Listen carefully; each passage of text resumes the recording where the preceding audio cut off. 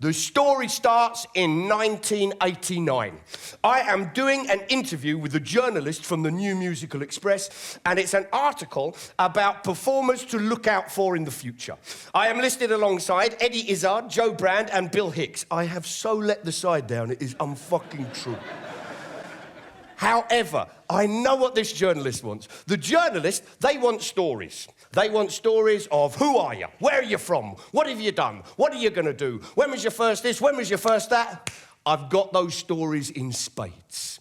The first time I use who I am and where I'm from, I am 4 years old. I walk up to a cop directing traffic, Clapham Junction, Northcote Road, and I say, "Excuse me, Mr. Policeman, my name is Mark Clifford Thomas. I live at 12 Curl Road. My telephone number is 2281528. I have lost my mum in the market."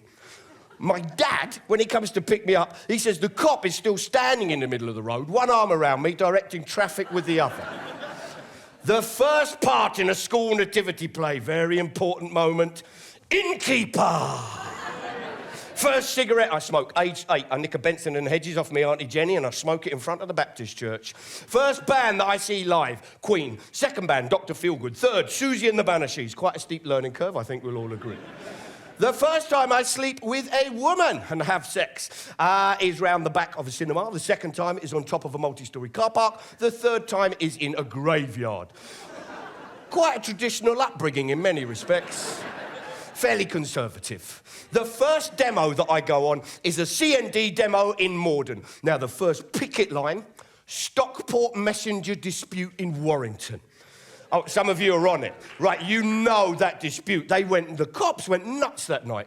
It was on an industrial estate, it was at night, the cops button charged everyone, there was braziers, there was barricades, the streets are on fire, and at one point, I see a Scottish guy, he's ripped off his shirt, covered in blood from a truncheon wound, and he's facing off the cops going, "I was near communist when I come here, I'm new." Quite an intense moment.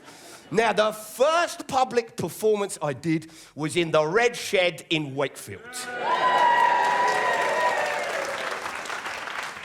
The first stand-up gig I did was in the White Line pub in Putney, 1985. The act on before me was a guy called Andy Johnson. His stage name, Cyril the Tortoise. He would impersonate tortoises for 20 minutes. And if he was asked to do a long set, he'd put a couple of tea strainers over his eyes and do a bee as a filler for 10. So I've got these stories. I'm ready to go. The journalist completely wrong foots me. The journalist's first question, "Where'd you get your politics from?" And instinctively, I just go, "Miners' strike. I went to college up north and got involved." And before I can stop it, the words just come flying out of me. Young miners that I know, they're being fitted up in kangaroo courts. They're being found guilty of things they didn't do. They get acquitted on appeal. They've still lost their job and their pension. You got Orgreave, orchestrated police riot. BBC, ITV reversed the footage to blame the miners. Kinnock, Labour leadership cut the miners dead at the knees. So you got 140,000 miners on strike, right? With no wages, no strike pay, no dole. So with dependents, they're out for a year. You got 500,000 people being fed in soup kitchens. And the cops wave their fucking pay packets at them. And the words come out in this white heat of molten memory.